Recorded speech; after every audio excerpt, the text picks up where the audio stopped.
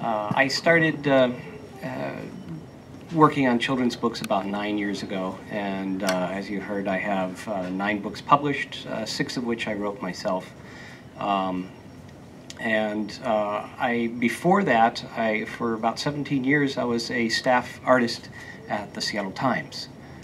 Did illustrations for them and wrote a few articles. And so I've been in Seattle since like 1985 and moved to West Seattle in 1994. So it's been a long time. I feel like I'm a native. I married a native, so a West Seattle native. I think what I'm going to start doing is reading Oliver and his Alligator, and then talk a little bit about it, and then you guys can ask questions at any time. So, this book, most of my books that I've written have been hugely inspired by my daughter, but as she got older and less inspiring, I had to rely on my own experiences. Out of all my books, this is the most autobiographical. This is about a little boy's first day of school. In it, Oliver wakes up, and you can see, you know, if I had my PowerPoint, you can see that he's looking a little nervous. He's eating his breakfast. He's got the apple for the teacher there. Still not looking too confident. Oliver sometimes felt his brave wasn't nearly as big as he needed it to be. So, on his first day of school, Oliver thought it best to stop by the swamp and pick up an alligator, just in case things got rough.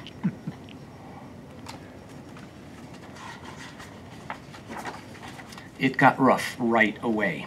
A lady who wasn't his mom said, "Welcome to your new school. What might your name be?" Oliver suddenly couldn't remember his name was Oliver, so he said, "Munch, munch." Oliver's alligator swallowed the lady. And this is the part that usually shocks the heck out of kids. But they love being shocked, so. Oliver walked into the classroom. A girl came up to Oliver. "Hi," she said. "My name is Grace, and I love bunnies. What do you love?" Oliver really wanted to say turtles, but the word got stuck and stayed inside. Oliver could say munch, munch, so his alligator swallowed the girl. Oliver was beginning to feel better about school. But there were so many other children there. They were all very noisy and made Oliver nervous. Oliver wondered if they could all fit. They could.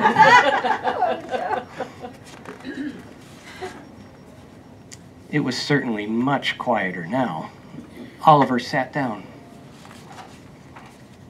The teacher had put up brightly colored decorations. Would Oliver have to learn everything there is? Munch, munch, Oliver whispered. He waited for school to start. School is maybe kind of a little boring, thought Oliver. Then Oliver heard singing and laughing and fun. It came from inside his alligator. They were having school without Oliver. "But," said Oliver. "Wait," said Oliver. "Munch, munch." And there he is. As I say, this is based on personal experience of my first day of kindergarten. I was eager to go, but I was, you know, still pretty nervous about it and wasn't sure what was going to happen. So, you know, there were a lot of kids there, and there was a lot of activity and noise. And I do remember at one point, kind of sneaking off to the little play kitchen area they had and hiding in one of the cabinets just for a little quiet time. And after about 5 minutes, I was better, and I came out and joined everybody else. So I got the idea for Oliver wandering through a bookstore. I think it might have been this bookstore. And just pulling books randomly off the shelf. And there was a book, and I don't even remember what book it was, about a little girl with a pet alligator. And the thought instantly came to my head, well, I know what I would have done with a pet alligator if I would have a kid. I would have used it for protection. And then, you know, I just remembered my experience being nervous on my first day of school and thought, oh, that would have been handy to have. So that's how the story came about.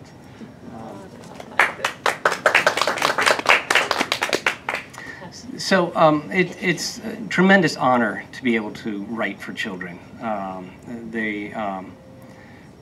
One of the things I believe is that, and I should back up a little bit. At one point in about 2010, I was invited to spend a month with Maurice Sendak and study under him. He started a fellowship and invited 4 artists every year to spend a month with him. And I learned a tremendous amount from him. Primarily is to respect the intelligence of children. They are highly aware of what's going on around them, and they see scary things, they see good things, and one of the beliefs that Maurice had very strongly is, you know, not to sugarcoat anything, which is what Where the Wild Things Are is all about. I mean, it's about you know, this kid feeling, you know, out of control and getting punished for it, and you know, his mom doesn't let him off the hook. And when this book came out, it was very controversial. In fact, psychologist Bruno Bettelheim said, "Do not let your children alone with this book." And there were protests when the book came out, but it's a major classic because children responded to it, and that's one of the things I wanted to do with Oliver is address you know, new things for kids, and how you get a little nervous, and how often when you're in an unfamiliar situation you wish it away. And so when I was illustrating Oliver, there was a number of things I wanted to achieve. You know, the idea of an alligator in school gobbling up all the kids is you know, And the teacher. yeah, potential problems there. But this is the great thing about the art of picture books is you can say one thing and show another. And I really believe that children, you know, are highly intelligent and can put two things together. One of the things when I was designing the alligator is I wanted him to look pretty darned innocent. He doesn't even have a mouth. At no point in this book does he have a mouth. And he's just, you know, a little stupid looking, actually. So I didn't want the alligator to be threatening, and I wanted the children to be very unthreatening, too. So, you know, the kids reading the book knows that this is Oliver's anxieties. It's got nothing to do with reality, and I think they empathize with that. I've heard from a number of teachers who use this on the first day of school to help kids process. In fact, some teachers will have the kids tell their own stories and bring in their own protection animal, and talk about that kind of thing. So, getting back to how honored I am to be able to talk to kids about life and tell stories that, you know, help understand processing ideas and things like that. So, so it's quite a lot of fun. Does anybody have any questions as I'm going through this? When I'm starting a book, you know, one of the way it starts for me is I have an idea that I want to convey. You know, in this one I wanted to talk about the nervousness, the anxieties of something new, and then you have to find the gimmick that is able to tell that story. So, you know, once, you know, the alligator was just a big prompt for something that I had already been thinking about. So once I get that going, right away I start working on the drawings. And Oliver himself, the character creates the design of the character. Oliver is a shy, quiet, introverted boy, and the design kind of reflects that. He's got a big, oversized, cozy sweater, a little protection there. His hair is kind of covering his face a little bit, so he's hiding behind his hair a little bit. He's got very tiny hands and feet. All of that visually expresses his personality. And, you know, the muted colors, you know, he likes to hide. So, and on this page, this first sentence in the book, I rewrote about 50 times because it had to say so much. It had to introduce Oliver, had to introduce the problem, and it had to reflect how Oliver felt about it, that his brave wasn't as big as he hoped it could be. So it was a real struggle, and some of the rewrites were just moving 2 words. Some were completely different, but you know, I kept hammering at it until I felt that it had a sense of kidness and created a very real problem for all of us. So one of the challenges of writing children's books is you don't have as many words to cover yourself with. So nearly every word's got to be dead on. But back to the pictures. I like to have the design of the book convey some of the emotions that are happening. This sidewalk, when I first started designing this, I thought it would be very, you know, artistic and visually interesting to have kind of a snaky sidewalk. But it was too nice looking, it was too pleasant looking, and I wanted something that was intimidating. And what I ended up was Oliver's almost walking the plank here. Or at least that's how he feels, you know. And who knows where it's going. And you know, he's all by himself here. I didn't put any background in. He's not only feeling isolated, visually he is isolated. And this is one of the great things about being able to just, you know, write and illustrate picture books is you can manipulate everything. You've got total control. Yes? Just a question, like, so writers who don't illustrate, yeah. With your gift, do you suggest that you still sketch and try to come up with sort of visual ideas as well, or do we just launch into the writing part? I mean, you know, that's... Can you repeat the question? Okay. The question is, if you're just a writer, and you're writing a story that's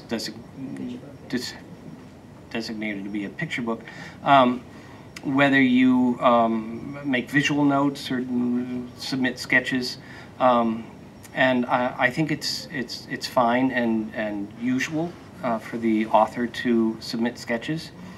Oftentimes those sketches don't go to the illustrator that's chosen. and I think that's best because the illustrator, I mean, that's basically his job, is to imagine and visualize things, and I think the less instruction an illustrator has, the more his imagination is able to run free. But the editor the editor's the middleman to bring the two visions together. I think it's an amazing ability for a writer who isn't an illustrator to write picture books, because it has to be an interplay between the words and the pictures, and you can't have a repeat because then that gets dull. I've worked with 3 authors and illustrated their books, and one of the reasons I chose to illustrate their books is because their words gave me so much to do. It didn't do everything for me. It suggested, it inferred, and there was so much storytelling I can contribute visually to it. And that's something to remember if you're just writing a picture book. Leaves something for the artist to sink their teeth into. So on this next page, Oliver is offering the apple meant for his teacher to his buddy here. But I did want to set a scene. It's fall, the leaves are falling, trees, and then the teacher, which I wanted to appear very sweet and welcoming. You know, the happy color and the polka dots are always fun and happy. So this is the fun stuff, and then visually the heavy ground here is weighty and a little ominous. So throughout this is one of the fun things to do is you're basically storytelling with just bare ingredients, just a swath of color, and the separation between Oliver and the other kids. And then here the alligator is just looking so innocent. He's not a troublemaker. So can't think if there's anything. This was a fun one to do. I wanted to have a contrast between how busy and chaotic that things are for Oliver, and then how he wants to package it. In the alligator, another design element is that all the real things are done in a black or a very dark gray line, but the alligator isn't. The alligator is in Oliver's imagination only, and that's suggested by when he's waking up. He's got a little stuffed alligator that he sleeps with, and then at the end of the book, when he's in school, the alligator is still sitting there in bed while he's in school. So, and these are visual clues that I think kids get, because one thing I've noticed about children, they are so much better readers than adults. Books mean everything to them. It's a whole brand new world for them. They dive deep into it. I've had kids write me, or their parents write me and tell me that they'll sleep with the book under their pillow, and the parent will have to read it 20 times. In fact, I've said a number of times that at least in the world of children's books, I think we only should allow children to review children's books. not adults, because adults, they're casual readers. Their minds are on other things. They're busy judging. Kids are believing. The adults are judging. Oftentimes the adults miss the point. Where kids are eager to see the point. But I don't think I'll get my way on that one. Any other questions? Yes. I have a question, Paul. How do you decide what, or maybe you've already decided, I haven't read all of your books, what age group you're going to address? Well, there's kind of a narrow window with picture books. It's preschool until they're able to read pretty well. There was a movement not too long ago where people were suggesting to move children out of picture books sooner, which I think is a big mistake, because one of the things about picture books is it's a perfect transition for children from doing what they can see, their first ability to interpret things visually, pictures, and then connect words with them. I think you can go a long way with that and get into older kids, because it's being able to put that together, where you're using both sides of your brains, the visual and the literary. I think it's very valuable. I deliberately try not to show everything in my work, because I'm leaving visual clues. Like this one, Oliver looks happy, but just horrifying things have just happened. And that makes kids think, and I like having my words and pictures still allow for the child to interpret something that's only inferred, not shown or not said. Like this one, there's nothing there. And that nothing is huge. That's the story. This whole empty thing, Oliver's gotten rid of everything that made him anxious, and there's nothing left. And that's not much fun. And this whole page is about realization, and the children reading this are going to get it at this point, because they've seen all this other stuff happen. So I'm not telling them that Oliver's just got rid of everything and now he's and I think the children get it. At least when I've read it to children and when I've heard from teachers. And this is one of the things that Maurice firmly believed in, that children are a lot more intelligent than adults give them credit for, and they see so much more than most parents want them to. And I think one of the jobs as an author and illustrator working for children's books is to help them through these things, to interpret life and help them not sugarcoat stuff, but help them see a path through it, which is what Where the Wild Things Are was all about. He, Max has these adventures with the wild things, which represent his inner chaos, his inability to control himself. And then it gets to be, too much, and he's ready for rest and home.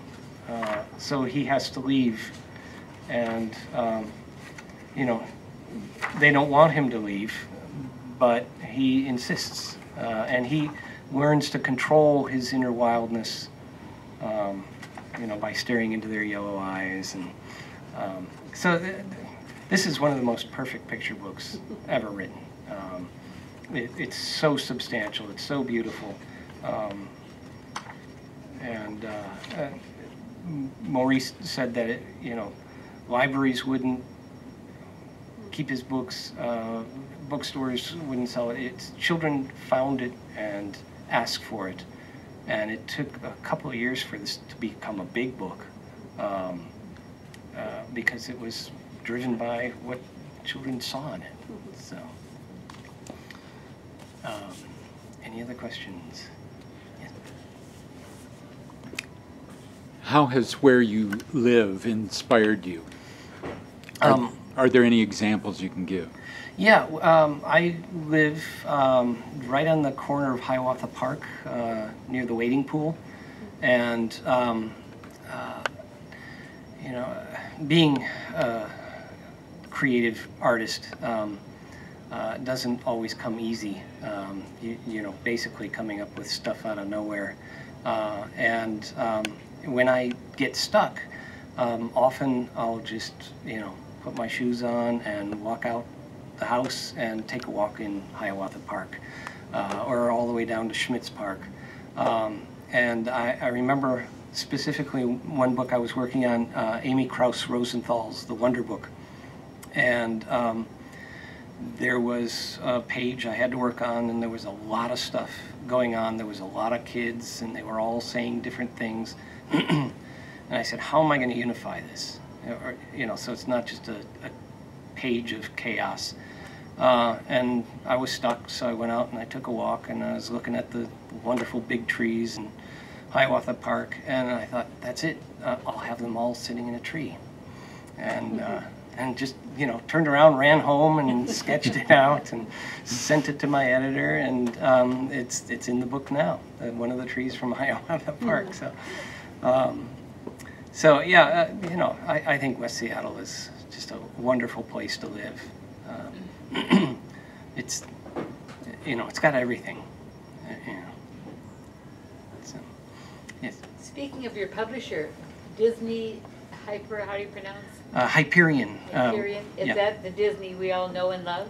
Yes, Hyperion is a publishing division of the Disney Corporation. I'm curious because Disney is so visual and specific and doesn't leave a lot to imagination. Yeah. Some of us are a little critical of some of those stories and where they lead us, and they do not allow children to explore their own heads like you're talking about. Right, and Hyperion is very much a separate organization. I don't think there's much control by the by the Disney Corporation of Hyperion.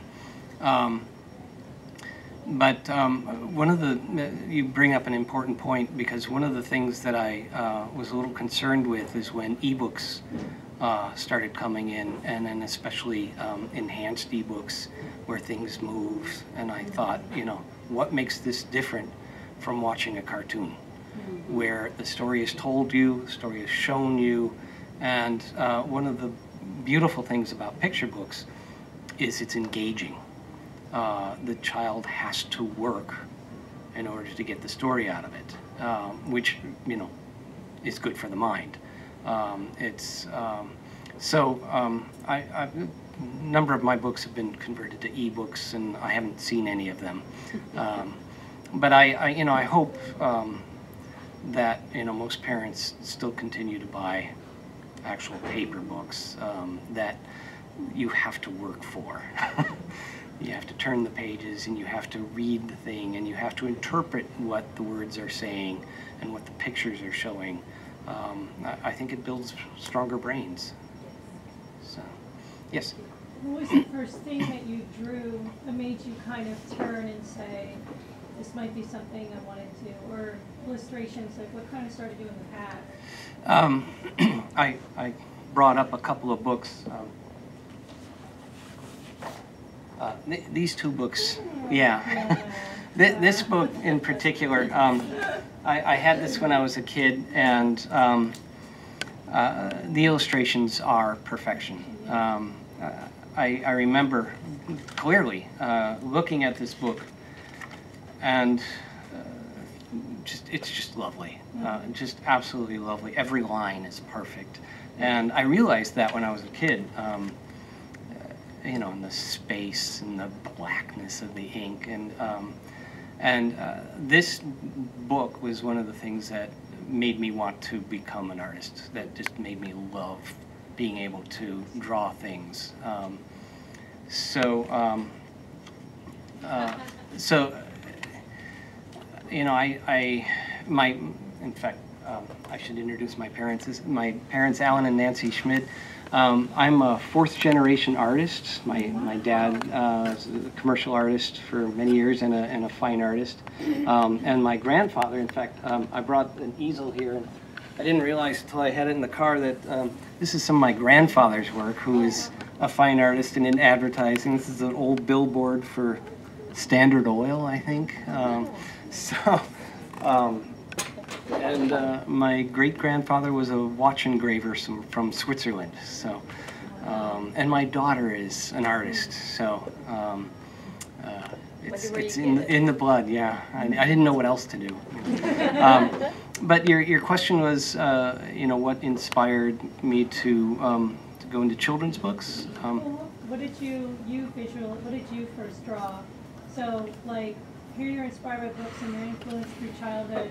At what point did you start to sketch around and say, huh, this has some weight to it, or this seems to make people laugh or giggle, or it made you happy? I know when I illustrate, it's for me. It gives a certain feeling, but when you go, this is the thing I might want to try to do. Well, I came to children's books pretty late in life, my mid-40s. And, you know, I had always wanted to do it. I just didn't know that you can make a living at it. And it just seemed so perfect and wonderful. And I had gone down a different path. And I was a freelance commercial artist for a number of years, illustrator. And whenever I didn't have, you know, paying work to do, I would try to come up with samples for my portfolio. And I noticed, you know, over a period of time that most of my samples would have been perfect for children's illustrations. It just, you know, something I love to do. And I grew up on N.C. Wyeth, who did Treasure Island and Kidnapped, and, you know, just absolutely loved that stuff. And so when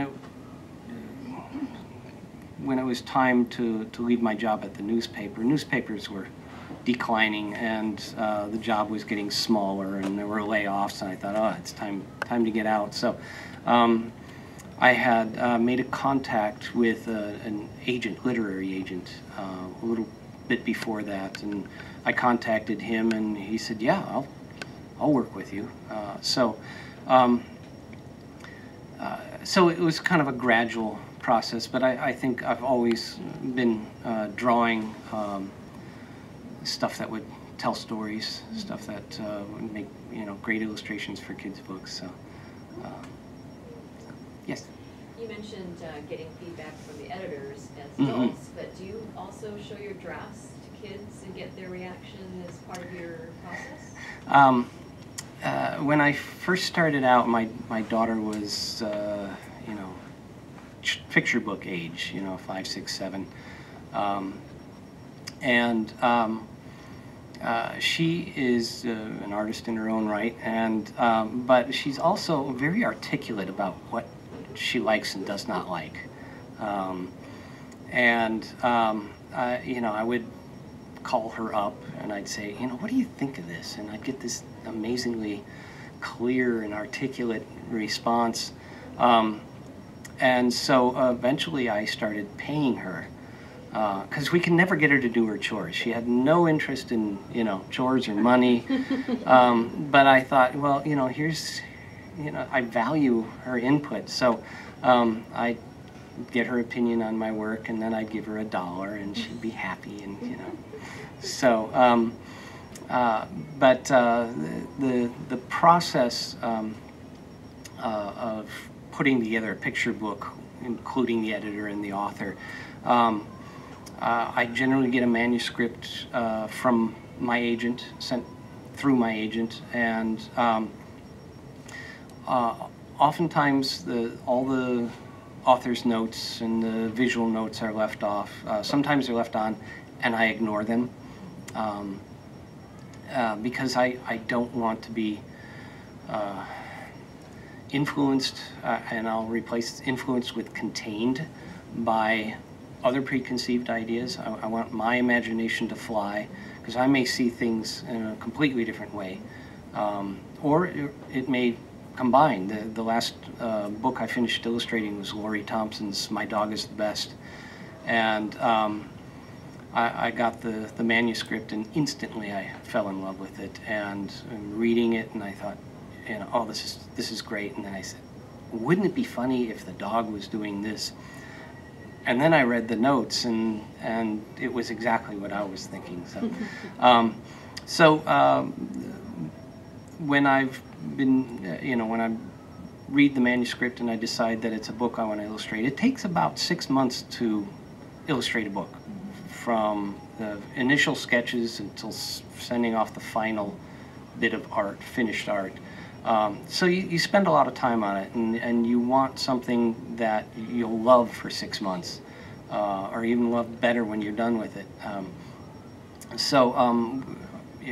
When I accept the manuscript, I start sketching, and also designing the book. You have to worry about page turns. In fact, pacing is really important. I like to have some, there's some pages with a lot of type and some with very little, and that helps vary the pacing, so it's not just the same one note beat all the time. And that takes a while to figure out, and generally picture books are the same length, 32 pages. As an artist, I count 40 pages because you have to illustrate everything. Having, when I'm writing, I'll plot it out and realize that I'm a spread short, and so I have to or 2 spreads too long, so you have to adjust and edit. So designing is very important on how it's going to flow and what you're going to show. And then I do rough pencils, and then I send those to the editor. So we can start talking about how they see it, and what they want to add, what they want to take away. Perhaps at that time they show it to the author, and then sometimes I'll get 5 closely typewritten pages of notes. Sometimes I'll get that's great, go with it, depending on the editor. And then that's just the beginning of the refinement process. I have at home in my studio a cork wall that I put up that's 12 feet long by 4 feet high, and I can work on 3 books at once on this cork board, and I print out every spread and post it on my wall so I can see the whole thing, and see how the pictures are flowing, how the text is flowing, and I have these little notes that I've printed up for myself that says "not good enough," and whenever I think something needs improving, I'll just tack that on there, and then it's just over and over, redoing it, redoing and redoing it until it works. And it's a long process, but it's all fun. But one of the most challenging things is to, every time I read that book, and I'll read it hundreds of times, I try to reset my mind and imagine that I'm a kid reading it for the first time, so it's fresh, so those surprises are still there. So the emotions, I'm still carried with the emotions. And you know, when you're writing, I think you have to do that as well, which is, you know, why rewriting is murder. When I'm writing, words are just flowing like crazy, and then I'll, you know, turn it into a picture book and realize that I got rid of 60–70% of the words that I wrote down. And pretty darn good sentences too, you know. Mo Willems, who, you know, written some fabulous books, he says, don't fall in love with anything you do, because you're going to have to get rid of most of it. So it's like, you know, killing your children sometimes, you know. So. I wondered if you would spend some time telling us about some of the other books. We don't have them here. You said you like to tell stories about the beginnings or a process as they, you know. So what other things have you used? Another book that I wrote is called A Pet for Petunia, and this is one of the ones that is based on my daughter's growing up, and she almost wrote the book because all I had to do was write down all the stuff that she'd say. She loved animals, and there was hardly anything she saw or heard of that she didn't want it as a pet. Tasmanian devils, snakes. She had lots of bugs,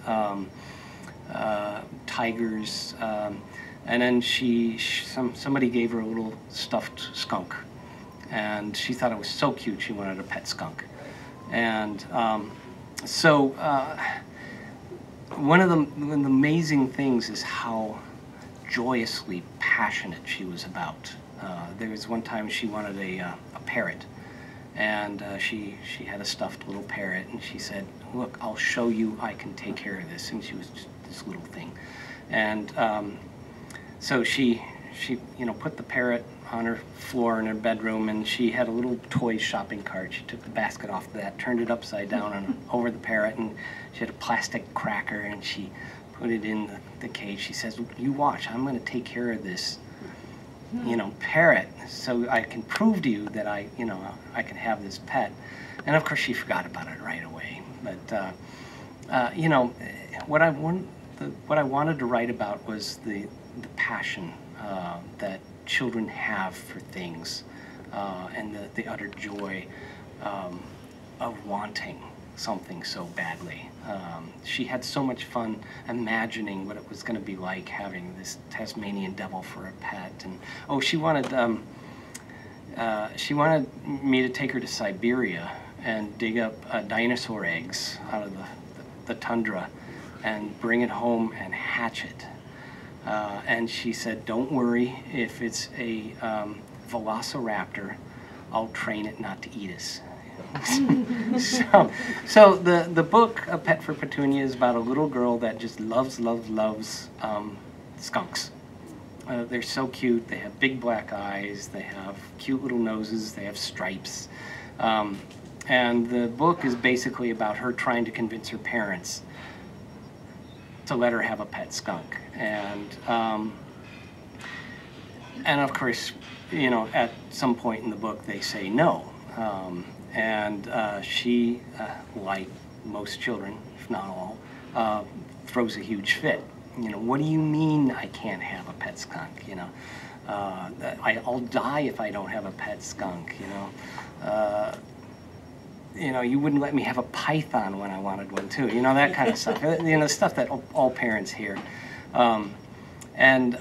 So she, you know, is so hugely disappointed in her lunkhead parents that she runs away from home, and she says, I'll go off into the woods and I'll get eaten by a bear, and then my parents will let me have a pet skunk. You know, which kids love that line, you know, because they can see the logic.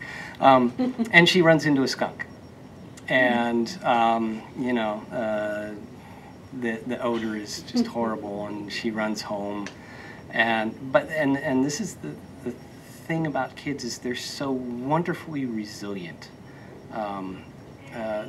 Stuff does not knock them down much. And so she just realizes that skunks are still awesome, but awesomely stinky, and that's just fantastic. She thinks they're cool, but you know, she's going to keep him at a distance. And that was one of the things that I noticed with my daughter is, you know, she would get so passionate about something.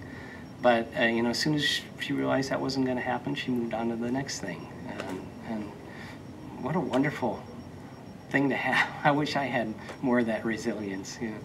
So I think I answered your question. Well, that's one of the books. Yeah.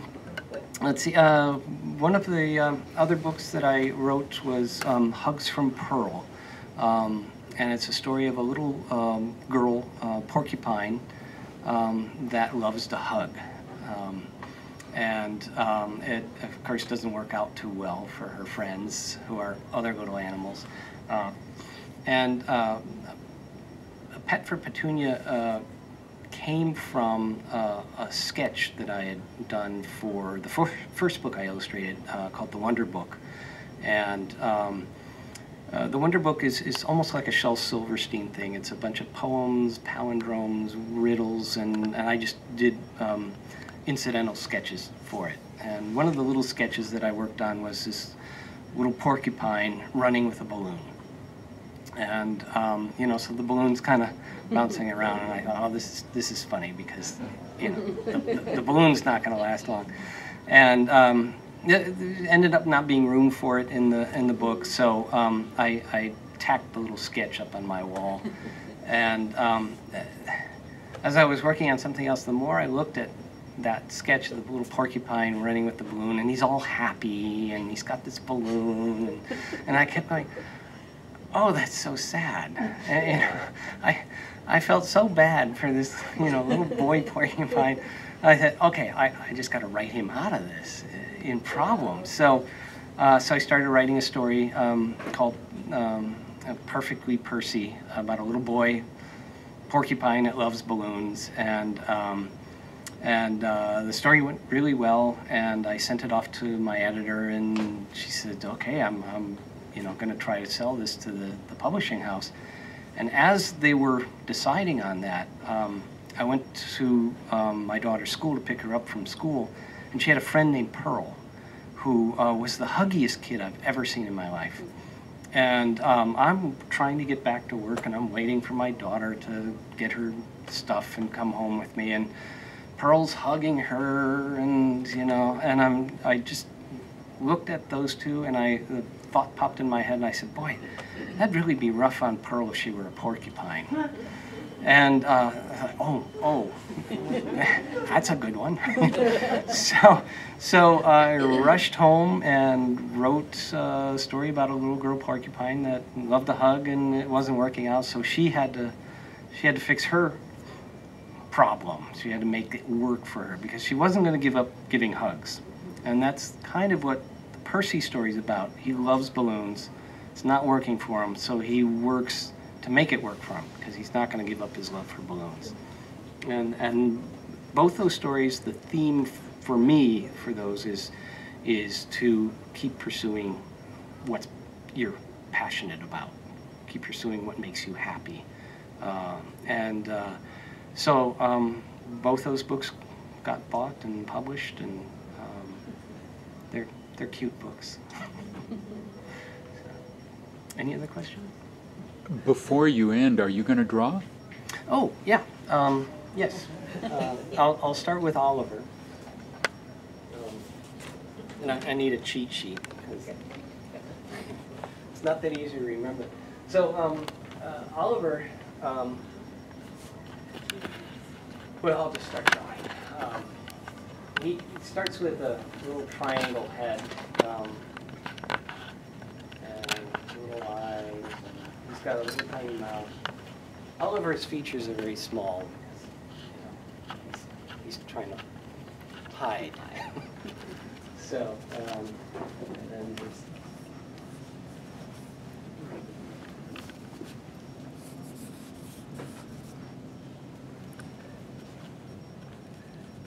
got a little neck, a big sweater.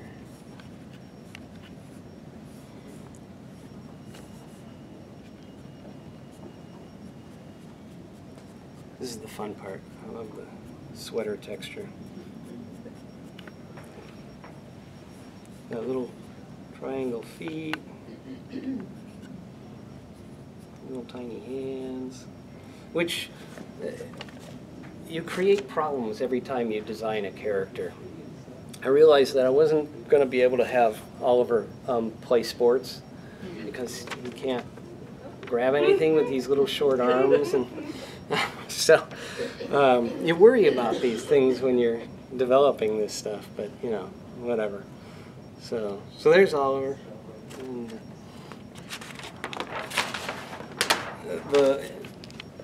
so this is, you know, basically a triangle and a square and a bunch of little triangles. And then the last book that I illustrated, My Dog is the Best, is a charming story written by Laurie Thompson about a little tiny guy who is bragging about his dog.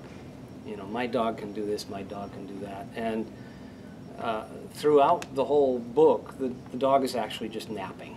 And the little, it's all in this little kid's imagination. He's playing around the dog, and it's just a darn cute book. But I wanted the little boy to be very innocent and gullible and enthusiastic. So I started working with a lot of circles. Unlike Oliver, he's got a big round head. Eyes, a little bigger smile, and then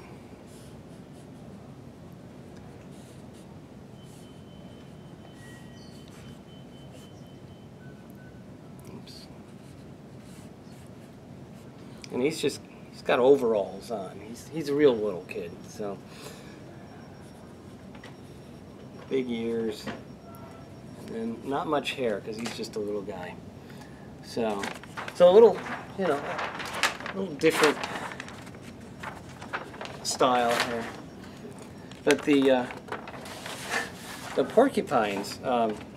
So this is Percy and this is Pearl, and when I draw for kids, I love telling them it starts with a jelly bean, because these characters start with a bean shape, and then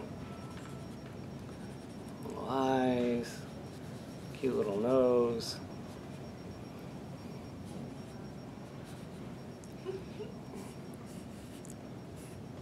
But then here's the hard part. The quills. I will never do a furry animal again. This starts taking forever, and then I learned quickly that you're drawing all this stuff, and then you get one kind of in the wrong place, and it's just too close, and it's really dark, and it's so what I ended up doing when I was doing the final art for this, because I wanted it to be perfect, that I just do a few quills, and then on the side I drew a bunch of just random quills, and in Photoshop on my computer I would take these quills and put them in the perfect, right, exact spot, which took forever, but it was worth it. They ended up being very cute, and no errant quills that I didn't like. So that's Percy. Pearl has a little flower in her hair. That's basically the only difference. Oh, and Pearl has eyebrows. One of the challenges I gave myself with both My Dog is the Best, well, no, just with Percy, is I wanted to see how much expression I can get in my characters with as little cheating as possible. So on Percy, I gave him no eyebrows. Eyebrows are real easy for giving expression, but I wanted just, physical gestures and, eyes and mouths and stuff like that, and it worked out really well. It was just kind of a personal little challenge for myself, but and I didn't want him to look too old, so the less busyness on his face, the more young and innocent he looked. So I think it ended up, being convincing that he was just this little guy. So and that's, I think that's. Now, how did those stories end? How did they figure out they could hug other porcupines? Well, you got to buy the books. Okay. No, Percy. The great the thing about Percy. Do you want me to use the microphone? Percy. Basically, most of the book is about him thinking, and there's one page in there where he sits down and he crosses his arms and he's thinking really hard, and in the thought balloon there's just an ice cream cone. You know, which happens to all of us. You know, when you're supposed to be thinking about this, you're thinking about your stomach. So. So he's, he tries to get help, and their ideas aren't very, successful. So basically, the story is largely about perseverance. And then just by accident, he is eating breakfast, and he realizes his cereal bowl would make the perfect helmet. So, he dumps the cereal on the table and puts it on his head with the milk dripping down his face, and he grabs his balloon and he runs off with it, and it bounces against the bottom of the cereal bowl. And he's totally happy. So parents aren't going to be, but I like tweaking parents too. Pearl, she makes herself a dress. Out of one of her mom's best pillowcases, but it just holds her quills down, so and all her friends are happy. Any other questions? I have lots of questions. No, but I am interested in the psychology of what you were explaining about how storytelling for young children and picture books have changed. And I glance up there and I see a book on bedtime tales, and I was raised on Grimm, which was pretty grim. But those things were very specific and left little to our imagination, well, except it ignited our, in a kind of a scary way. And same with, there are a lot of them that seem to fill in all the details. And so is there, I haven't read books out loud to little ones for quite a few years, but I know there used to be questions about, well, why is his hair that way, and how come he has a tail and she doesn't, or why is that missing? And so I'm just interested in the difference of thinking that you just shared with us. How you like to. I think it, of course, it depends on the author, and anytime you're reading it and you've got pictures that aren't moving, you're engaging the mind and the imagination of the child. So I think books are superior that way. Not that there's not wonderful things about films, but I think engaging your child's imagination early on is of great benefit. Because they're going to graduate to readers of books without pictures, and I think they're going to move into that arena a lot better if they've had practice. There are some writers who are very descriptive, and also depends on the child and what they respond to. Some kids just love words. And the more the better. I can't remember when I always liked the pictures myself,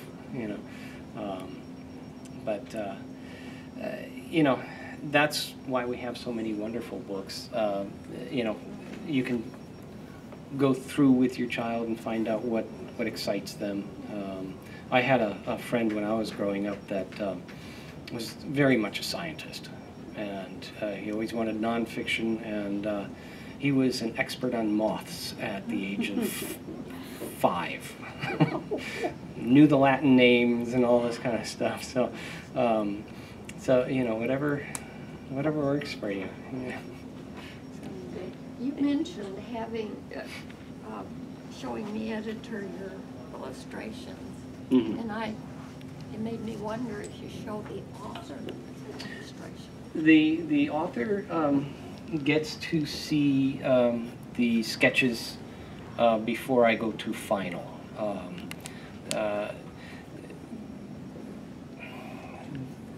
Currently, the publisher and the editor likes to keep the author and the illustrator separate, which I can see the advantage of, because sometimes authors tend to dump their vision on the artist, and it gets a little oppressive. But there are other times when a collaboration is better. Maurice Sendak loved collaborating with authors. In fact, he used to complain about the current way of doing things, where they keep them separate, because he just gained so much out of working hand in hand with a writer who is willing to make changes, based on what works best for, pictures. And the last book I worked on, My Dog is the Best, Laurie Thompson happens to be a Seattle-based author, and I was stuck on something, and I called her up and I said, "Can you come down and help me with this?" So she came to my studio, and we sat there for like 2 hours, and just had a great time. And it's just going through the book over and over and over again, and moving things around and making changes, and just both of us really enjoyed the experience. And she got to see the art. So yeah, it depends. Mm-hmm. Do you find that the picture book publishing industry is supportive of the authors and the illustrators? Are they encouraging, or is it pretty much, business and, what they think will be sellable? Do you find yourself getting encouraged by them, or is it more of a cut and dry kind of thing? Oh, no. Anyone who works in children's books is a lover of children's books, is a lover of, the art form. They're nutsos about picture books and children's books. But there's the business side of it, and it's a difficult business. Publishing a book is extremely expensive. You have to give an advance to the author, to the illustrator. You have to pay, for the paper and the printing and the separation and the design and all that kind of stuff. So we're talking $100,000 easy, and you're taking a risk because there's so many books out. So so there's a lot of scrutiny that goes on, especially with the cover. But everyone involved, it's the nicest bunch of people I've ever worked with in any of my arenas. They're just lovely people. Is the demand for print still pretty up, or is that slowly changing with the digital side? No, I think everybody was worried about it, but I think paper is still healthy. Right. So, and one of the things that Maurice would talk about is he had this story about when he was a little boy and he got a picture book. He felt so much love for that. He was so happy. He bit the book. He just wanted to eat the book. He was just so happy with it, and he believed that it's a tactile experience. He loved the smell of books, and so one of the things I've insisted on with my books is really nice paper. There's a lot of times by default they'll print it on bright white glossy stock, which is just kind of ugly to touch. So I like an uncoated stock on thicker paper. Costs more, but it's a textural experience, and if you're going to try to get them away from the fireworks of animated cartoons or games that move, you've got to give them something that feels good. I just have to say, I saw that very thing today. I work in an elementary school library, Mm-hmm. and a little boy in a wheelchair who really is pretty incommunicative. He doesn't speak much at all, and he can barely really control his limbs. Mm-hmm. But he found a large board book that he was handed in the library that the librarian had found for him that he could handle, and he loved that book so much. He was like beating it to his chest and biting it, and Yeah. and it was like he just wanted to be part of that book. He just loved it so much. It was the first time we've ever seen him really connect to anything like that. Yeah.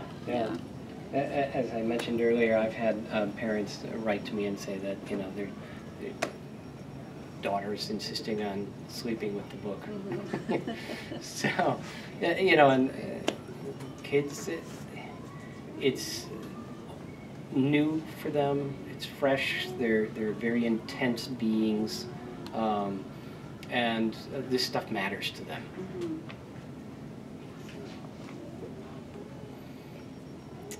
There's no more questions. We want to thank you because this